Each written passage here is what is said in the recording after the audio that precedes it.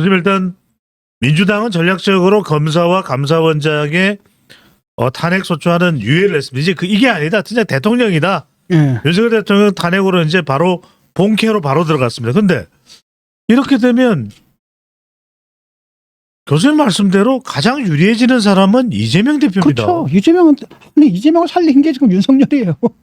살려준 거예요 지금. 아니 다 죽어가지고 완전 코너에 다 몰렸는데 예. 지금 뭐냐면 조기 대선이라는 것은 사실 가능하지 않다고 내가 계속 얘기를 왔잖아. 이 사태로 인해서 조기 대선이 이제 가능해진 거예요. 훨씬 더 가능성이 높아진 거라는 겁니다. 옛날에는 조기 대선 가능성 제로 0%에 가까웠거든요. 근데 지금 이게 50%까지 간 겁니다. 지금 될지 안 될지 반반이 된 거예요.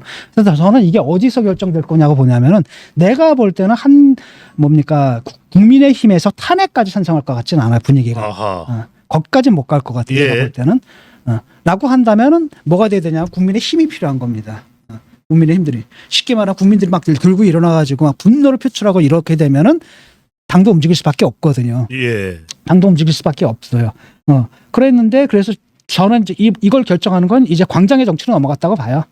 광장의 정치다. 여기서 될 건 없다. 우리가 다 알잖아 이 코드가. 쟤들은 분명히 탄핵을 하려고 할 거고. 왜냐하면 유일한 길이 그거거든요. 지금 사법 리스크에서 벗어날 수 있는 유일한 길이 그거기 때문에 목숨 걸고 탄핵을 하려고 할 거고. 그다음에 이쪽에서는 뭐냐면은 죽어도 안 하려고 할 거라는 거죠. 온갖 핑계를 대면서 안 하려고 하고. 그러니까 먹통이 될 텐데 예. 그때 그걸 깰 수 있는 건 바로 이제 국민들의 여론이 어떻게 움직이느냐거든요. 그 싸움들이 벌어지는데 결국 광장의 정치로 넘어갔다고 봅니다. 얼마나 많은 사람들이 모이는가. 자, 광장의 정치로 넘어갔다. 그리고 그러면은 민주당은 계속 그걸 할 거예요. 예. 앞으로 이제 계속 할 겁니다. 왜냐하면 이제까지 사람들이 안 모였거든요. 왜냐하면은 사유가 없었거든. 이제는 모일 사유를 만들어준 거예요. 나 같아도 정말 열받으니까 막 나가고 싶은데 딱 나가려니까 민주당이네. 이재명이네. 이거거든. 이건데 이거를 갖다가 지금 상당 많은 사람들이 이재명에 대해서 부정적으로 생각했던 사람들도 딱 이번 사태를 딱 보게 되면 그래도 저쪽밖에 없지 않느냐라고 생각을 바꿀 가능성이 커진 거예요. 하하. 또 다른 한편은 법원에 또 영향을 줄 수가 있어요. 이런 거 법원의 판결에도. 그러니까 모든 면에서 그 자책골을 넣은 거죠. 내가 볼 때 자폭 테러를 한 거예요. 어떤 알 수 없는 이유에서. 교수님 몰라서 여쭤보는데 또 이해가 안 돼서 여쭤보는데 이런 상황을 그래도 윤석열 대통령이 만만한 대학을 나온 것도 아니고 검찰총장도 했고 법을 알 만큼 알면 이럴 일은 없을 텐데라는 생각이 들면서 차라리 이 대통령의 판단이 자꾸 야당에 쫓겨가는 일보다 아예 헌법재판소에서 인용이 안 될 거야, 기각될 거라는 그런 확신 속에서 반전을 깨한 것, 이렇게 볼 수도 있습니까? 아니 뭐 그런 설이 또 있어요. 나름대로 대통령 합리주의 설이 있거든요. 워낙 야당에서 말도 안 되게 하고 네. 계속 그 비판을 받았지 않습니까? 야당에서 하는 게 사상초유고 실제로는 삼권 분립을 입법본원에 180석의 막강한 힘을 가지고 사실 삼권 분립을 사실상 무너뜨리는 그런 걸 해왔거든요. 하지만 이들도 형식적 민주주의를 무너뜨리진 않았어요. 윤석열 그걸 해버린 거예요. 그 형식은 놔뒀거든. 형식은 유지하는 가운데 형식은 그대로 유지하는 가운데 실질적으로 무너뜨렸지. 그러니까 법적으로 어떻게 시비 걸 수가 없는 그런 방식으로 무너뜨려 온 거거든. 예. 그러니까 그러다 보니까 이제 열받아가지고 이건 도저히 안 되겠다 싶어서 그냥 나가 화가 났다. 그다음 너희들이 하는 게 얼마나 심한 거냐 이렇게 보여주고 경각심을 갖게 만들고 실제로는 그런 뉘앙스의 얘기가 나와요. 이번에도 오세훈 시장이 뭐라고 얘기를 했냐면은 성명 발표하면서 비판 성명 발표하면서 뭐라고 했냐 한마디 더 한 게 뭐냐면 결국은 대통령을 전지경으로 뭐라고 한 데는 민주당의 책임도 있다 이 얘기예요. 그러니까 그 말을 하기 위한 방식으로 결국 이런 극단적인 행동을 했다. 이런 그러니까 대통령을 나름대로 합리적인 사유의 소유자다라고 생각하는 사람 그렇게 해석을 해요. 그다음에 오세훈도 그런 코드로 좀 가져가고 싶어 하는 것 같아요. 근데 내가 볼 때는 he's not that smart. 그렇게 똑똑하지가 않아요. 아니 근데 교수님 지금 우리 방송 시청하시는 분들은 이렇게 보수가 무너지는 거냐 또 무너지는 거냐. 그렇죠. 참 뭐 할 수 없습니다. 그거는. 그러니까 보수가 비전을 가져야 되는데 일단은 뭐 비전 없는 사람들의 지금 기득권을 유지하려고 하는 거 아닙니까? TK 사람들의 결국은 TK 의원들 이번에 딱 2명 참여했더라고. TK 2명 참여하고 홍준표 지금 봐요. 완전 이상한 소리 하고 있죠. 이철호도 막 이상한 소리 하고 있죠 지금. 그 지역에서 지금 그러다 보고 거기가 보수인데 거기가 변하지 않으니까 지금 이런 사태가 벌어지는 겁니다. 지금 거기서 그런 사람들을 뽑아주니까. 그러니까 얘네들은 아직까지도 대통령 누가 돼도 상관없는 거예요. 거기서 내가 뭘 막아주면 돼요. 의원만 해먹으면 된다는 거지. 예. 그게 중요한 거거든. 그러니까 우리가 뭐 정권을 잡으면 더 좋은데 뭐 그게 꼭 정권 안 잡는다 하더라도 내가 국회의원 계속하고요, 내가 시장 계속하고, 내가 도지사 계속하면 아무 문제 없는 거 아니야? 이렇게 생각하는 사람들이란 말이죠. 근데 보수가 변하려고 한다면 기존의 그 보수를 갖다 그렇게 만들어 온 사람들에 대한 책임 추궁이 들어가고 완전히 또 새로운 사람 들어갈 거 아닙니까? 예. 세대 교체가 된다는 거예요. 세대 교체가 된다는 건 이 사람들의 기득권을 잃는다라는 거죠. 여기에 대한 반발들을 하는 거거든요. 여기에 대한 반발을 하고 또 그걸 가지고 먹고 사는 사람들 있잖아요. 그 유튜버 고성국이니 아니면 누구의 신의 한수, 신의식이니 뭐 100몇십만씩 되더라고요. 얘들이 앉아가지고 얘네들은 장사를 그걸 하는 거거든. 예. 이러다 보니까 이게 만들어진 거죠. 이 구조가 강고하게 남아 있어서 사실은 예. 당원의 3분의 2가 한동훈을 뽑아줬지만 한동훈이 실제로 당에서 차지하는 비율은 3분의 2가 안 되는 거야 아직까지. 예. 3분의 1도 채 안 되는 겁니다. 7대 3이래잖아요 지금 7대 3. 이거 지금 민주당은 김용현 국방장관 탄핵소추안을 발의했습니다.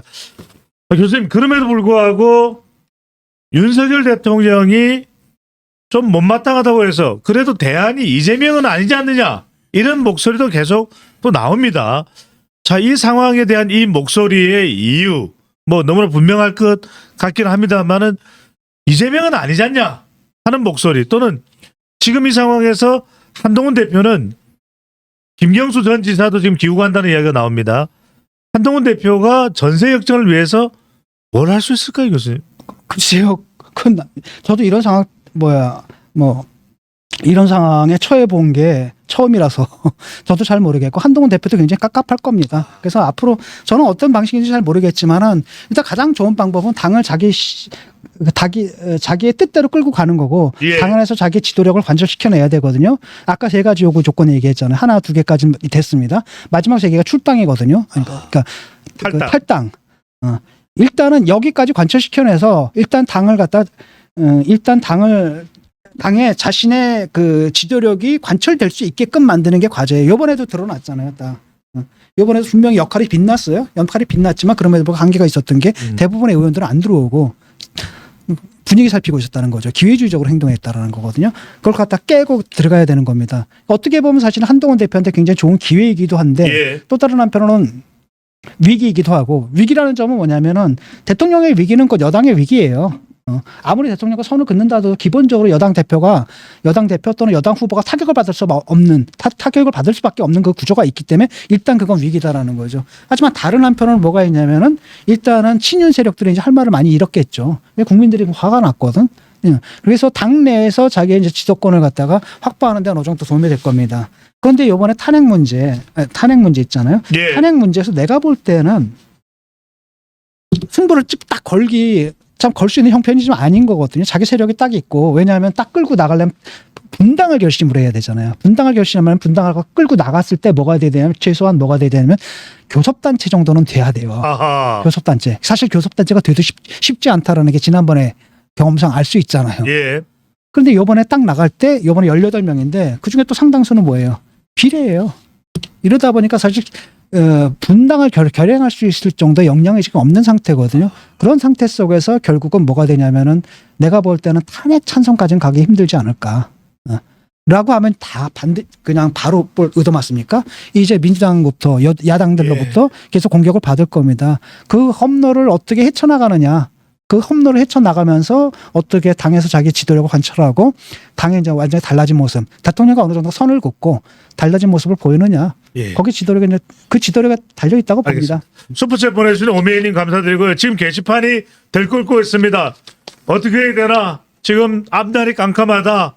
박근혜 대통령에 이어서 또 지금 거의 게시판이 울부짖고 있습니다. 자, 이때 많은 분들이 살맛도 안 난다, 밥맛도 안 난다, 잠도 안 온다. 진중원 교수님, 선생님, 제발 우리 어떻게 살아야 될지 방법 좀 가르쳐 주세요. 교수님 어떻게 말씀하시겠습니까? 저도 답답합니다. 저도 충격을 받았고, 어차피 지금 이런 상태는 안 되거든요. 왜냐하면은 저는 그렇습니다. 민주당도 이재명 맞으면 아니면 될 것 같아요. 지금 아니면 좀 이재명과 이 개딸 세력만 좀 정리가 되면 좀 정상적인 정당으로 돌아가고 예. 국힘도 이 시대착오에서 벗어나고 지금이 몇 년 21세기 디지털 시대인데 앉아가지고 박정희 전두환이 하던 짓을 갖다 지금 재현을 하고 있으니까 말이 됩니까? 그 정도로 사고방식들이 낡았다는 얘기잖아요. 이래서는 영원히 기회가 없습니다. 영원히 기회가 없거든요. 그다음에 계속 노령화되고 있잖아요. 보수층이 젊은 층으로 내려가지 못하고 있단 말이죠. 왜? 그 생각 그대로 고집하니까 그러는 거예요. 보수가 더 젊어져야 되고요, 더 건강해져야 되고, 더 정상적이어져야, 더 뭐랄까, 더 온건해지고, 더 정상적으로 변해야 되는 겁니다. 그런 과제가 있고, 그게 더 중요하다고 생각합니다. 당장에 눈앞에 뭐 요번 대선, 다음 대선 이것보다 더 중요한 것은 보수가 거듭나는 거예요. 이게 없으면 영원히 희망이 없을 겁니다. 지금 뭐냐, 선거 한번 치를 때마다, 총선 한번 치를 때마다 그 보수층은 100만 명씩 사라져요. 노령화돼가지고. 그럼 젊은 층에서 이게 충원을 해야 되는데 젊은 층에 다가가지 못하고 있고 그렇지 않습니까? 이런 상황이라는 거죠. 이걸 위기의식으로 받아들여야 되는 겁니다. 예. 누군가는 이렇게 이야기합니다. 비상계엄이 진정 내려져야 될 곳은 여의도 국회와 용산 대통령실이 아니냐는 이야기가 나옵니다. 왜 국민들이 이렇게 고통받아야 될까요? 교수님 뭐 더 하실 말씀 있으실까요? 역사는 두 번 반복된다 그랬죠. 칼 마르크스랑 그 공산주의 사상가가 했던 말입니다. 역사는 두 번 반복된다. 한 번은 비극으로, 한 번은 희극으로. 옛날에 비극이었는데 이번에 이제 희극으로 끝난 거죠. 한편의 코미디를 끝나버린 겁니다. 자폭대로, 자해극으로.